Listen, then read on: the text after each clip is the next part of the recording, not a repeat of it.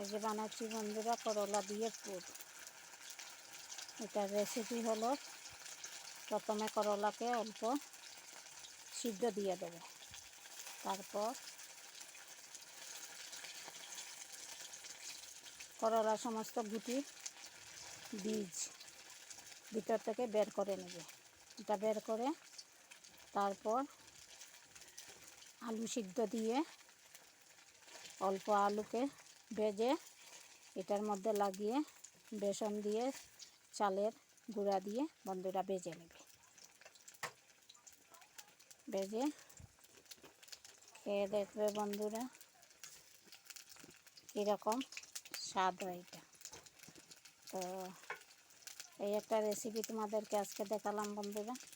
যদি তোমাদের ভালো লাগে তবে এটা করে দেখবে, খেতে অনেক সুস্বাদু হয়।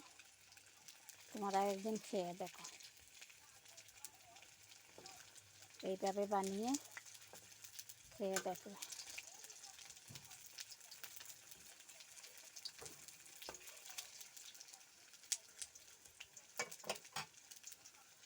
এখন রেখে দিই বন্ধুরা।